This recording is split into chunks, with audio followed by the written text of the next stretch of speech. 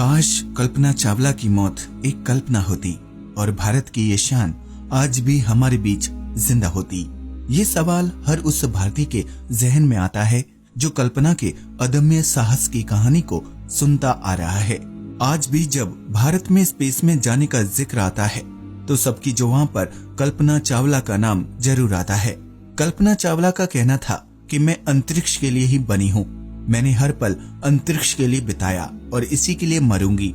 लेकिन वो नहीं जानती थी कि उनका ये बयान सच में उनकी जान ले सकता है।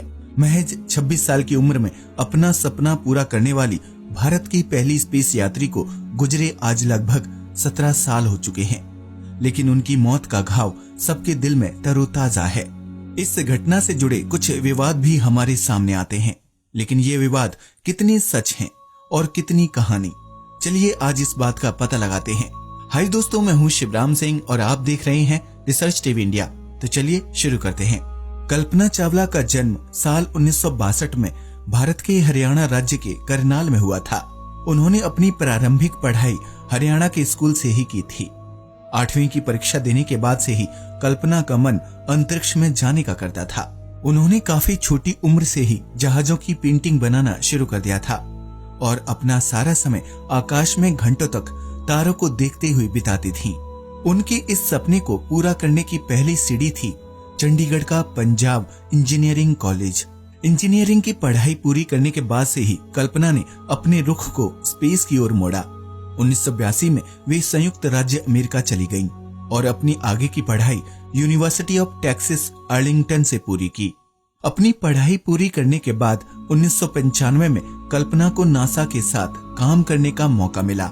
उस समय कल्पना 33 साल की थी। ये कल्पना के लिए एक बहुत बड़ी उपलब्धि थी। नासा में अंतरिक्ष यात्री के तौर पर शामिल होने के बाद 1998 में उन्हें अपनी पहली स्पेस उड़ान के लिए चुना गया। उन्होंने 6 क्रू एस्ट्रोनॉट्स के साथ स्पेस की उड़ान भरी। इसके साथ ही कल्पना अंतरिक्ष में जाने वाली पहली भारतीय महिला बन गई थी। कल्पना ने स्पेस की ये उड़ान space shuttle Columbia flight STS-87 से की थी। उनके इस मिशन की अवधि 19 नवंबर 1997 से 5 दिसंबर 1997 थी। अपनी पहली यात्रा के दौरान उन्होंने अंतरिक्ष में 372 घंटे बिताए और पृथ्वी की 252 परिक्रमाएं पूरी की। इस तरह कल्पना ने अपने पहले मिशन को सफलतापूर्वक पूरा किया, जिसके बाद 2001 में उन्हें फिर से स्पेस की गहराइयों में जाने का मौका मिला। इस बार उनकी ये उड़ान space shuttle Columbia flight STS-107 के साथ तय की गई थी। इस मिशन पर जाने वाली कल्पना चावला अकेली नहीं थी, बल्कि एस्ट्रोनॉट्स की एक पूरी टीम को तैयार किया गया था। हालांकि ये मिशन 2001 में उड़ान भरने वाला था, लेकिन तकनीकी खराबी के चलते इस मिशन को बार बार डिले किया गया। देरी का ये सिलसिला काफी समय तक जारी रहा और देखते ही देखते 2 साल का समय गुजर गया। इतने लंबे अरसे के बाद भी स्पेस शटल कोलंबिया की तकनीकी खराबियां जैसे थमने का नाम ही नहीं ले रही थीं। 2003 तक कोलंबिया की यात्रा को 18 बार डिले किया जा चुका था। जैसे तैसे करके नासा ने कोलंबिया में नए सुधार किए, जिसके बाद 16 जनवरी 2003 को स्पेस शटल कोलंबिया को अंतरिक्ष में लॉन्च किया गया। कल्पना ने जब कोलंबिया के साथ अपनी दूसरी उड़ान भरी तो वो नहीं जानती थीं कि ये उनकी आखिरी उड़ान हो सकती है। दरअसल लॉन्चिंग के समय सब कुछ बढ़िया लग रहा था। स्पेस में यान सही तरीके से काम कर रहा था और यह 16 दिन का अंतरिक्ष मिशन था। इस दौरान कल्पना चावला और उनके साथी पल पल की खबरें नासा तक पहुंचाते रहे। मिशन पूरा होने के बाद अब उन्हें वापस धरती पर लौटना था।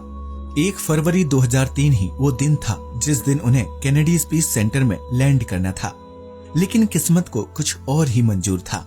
जब लोग इस यान के आने का इंतजार कर रहे थे, तभी खबर आई कि स्पेस शटल कोलंबिया पृथ्वी के एटमॉस्फेयर में प्रवेश करते ही जलकर राख हो गया और साथ ही सभी स्पेस यात्री भी मारे गए।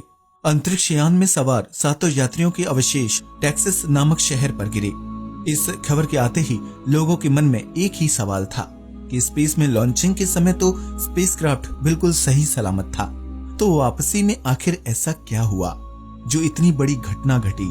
वैज्ञानिकों का मानना था कि जैसे ही कोलंबिया ने पृथ्वी के वायुमंडल में प्रवेश किया, वैसे ही उसकी हीट इंसुलेशन लेयर पर दबाव पड़ा, जिससे वो फट गई और यान का तापमान बढ़ने से वह दुर्घटनाग्रस्त हो गया।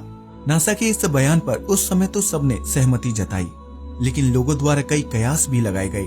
कुछ लोगों ने नासा के काम पर भी संदेह किया और इतनी बड़ी दुर्घटना के लिए उन्हें जिम्मेदार ठहराया। कल्पना चावला की मौत का दुख जहां हर भारतीय के दिल में घर कर चुका था, वहीं नासा के लिए भी ये एक बड़ी निराशा साबित हो रही थी। इस घटना की वजह से स्पेस शटल फ्लाइट ऑपरेशंस को 2 से ज्यादा सालों के लिए निलंबित कर दिया गया, क्योंकि इससे पहले भी स्पेस शटल चैलेंजर जैसा भयानक हादसा हो चुका था, जो कि उड़ान भरने के 73 सेकंड्स बाद ही तहस नहस हो गया और इसके भीतर बैठे 7 क्रू मेंबर्स की मौके पर ही मौत हो गई थी। बता दें कि इस मिशन से अमेरिका वासी कई उम्मीद लगाए बैठे थे, क्योंकि ये पहली बार था जब नासा एक आम नागरिक को स्पेस की यात्रा पर भेज रहा था। दरअसल इन 7 क्रू मेंबर्स में क्रिस्टा मिकोलफ नाम की एक स्कूल टीचर भी शामिल थीं, और यही वजह थी कि इस लॉन्चिंग को सभी चैनल्स के माध्यम से लाइव दिखाया जा रहा था। लेकिन लॉन्चिंग के 73 सेकंड्स बाद ही इस स्पेसक्राफ्ट के चिथड़े उड़ गए। दुर्घटनाओं के घटनाक्रम को देखते हुए ISS यानी इंटरनेशनल स्पेस स्टेशन के कंस्ट्रक्शन को भी कुछ समय के लिए रोक दिया गया। स्पेस शटल कोलंबिया के हादसे की जांच करने पर नासा ने पाया कि अपनी लॉन्चिंग के दौरान स्पेस शटल कोलंबिया के एक्सटर्नल टैंक से फोम इंसुलेशन का एक टुकड़ा टूटकर ऑर्बिटर के लेफ्ट विंग से जा टकराया, जिसके चलते ऑर्बिटर के बाएं पंख में बहुत बड़ा छेद हो गया था। हालांकि ऐसे हादसे पहले भी हो चुके थे, लेकिन कभी भी ऑर्बिटर इतनी बुरी तरह प्रभावित नहीं हुआ था। ऐसे में वापस आते हुए जब कोलंबिया ने पृथ्वी के वातावरण में फिर से प्रवेश किया, तो फोम इंसुलेशन से हुए छेद ने गर्म वायुमंडलीय गैसों को हीट शील्ड में घुसने में मदद की। इन गैसों के प्रवेश का नतीजा ये हुआ कि कोलंबिया का इंटरनल विंग स्ट्रक्चर अस्थिर हो गया और कुछ ही समय में फटने से इसके टुकड़े टुकड़े हो गए। इस जांच ने नासा को अपनी कमियों पर काम करने के लिए प्रेरित किया। समय के साथ नासा ने अपनी नई तकनीकों को विकसित किया। उन्होंने अपनी स्पेस यात्रा में सुरक्षा के लिए शटल्स थर्मल प्रोटेक्शन सिस्टम जैसी टेक्नोलॉजी को जोड़ा, ताकि भविष्य में इस तरह की स्थिति का सामना न करना पड़े, और अगर ऐसी कोई गड़बड़ी हो तो अंतरिक्ष यात्रियों को बचाने के लिए रेस्क्यू मिशन भेजा जाए। इस घटना को गुजरे 17 साल हो चुके हैं। वैज्ञानिक मानते हैं कि नासा आज कामयाबी की बुलंदियों पर है और स्पेस में मंगल तक का सफर तय कर चुका है। लेकिन आज भी इस मिशन को लेकर नासा पर कई सवाल खड़े किए जाते हैं।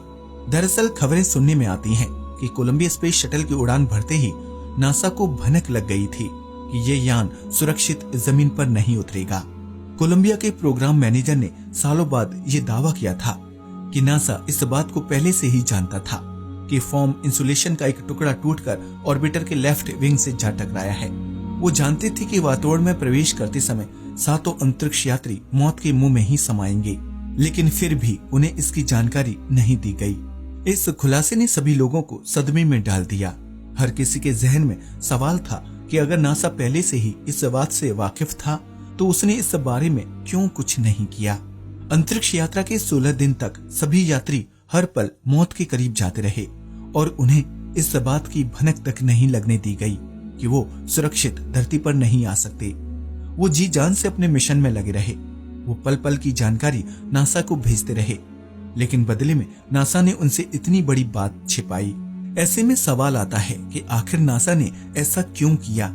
इस सवाल के जवाब पर गौर करें तो जवाब ये मिलता है कि दरअसल नासा के वैज्ञानिक नहीं चाहते थे कि मिशन पर गए अंतरिक्ष यात्री घुट घुट कर अपनी जिंदगी के आखिरी लम्हों को जिएं। वो जानते थे कि अगर उन्हें ये जानकारी दी जाएगी तो वो आखिरी समय में पूरी तरह से टूट जाएंगे और अपने जीवन के बचे हुए समय की उल्टी गिनती शुरू कर देंगे। ऐसे में उन्होंने बेहतर यही समझा कि अंतरिक्ष यात्रियों को होने वाले हादसे के बारे में कुछ न बताया जाए, क्योंकि मौत तो वैसे भी आनी ही थी और उस समय नासा के पास इससे बचने का कोई उपाय नहीं था। कुछ लोगों का मानना है कि अगर अंतरिक्ष यात्रियों को जानकारी होती तो भी वो कुछ नहीं कर सकते थे। ज्यादा से ज्यादा वो ऑक्सीजन रहने तक ही अंतरिक्ष का चक्कर लगा सकते थे। ऑक्सीजन खत्म होने पर उनकी जान चली जाती। हालांकि नासा को लेकर लोगों का ये शक कितना वाजिब है, इसका तो कोई जवाब नहीं, लेकिन एक बात तो तय है कि इस हादसे ने स्पेस एक्सप्लोरेशन को एक नया मुकाम दिया और इसी का नतीजा है कि आज नासा स्पेस में बुलंदियों की सीढ़ी चढ़ रहा है। दोस्तों, आपको क्या लगता है कि नासा ने उन्हें ये बात ना बताकर अच्छा किया था या बुरा? हमें कमेंट कर बताएं।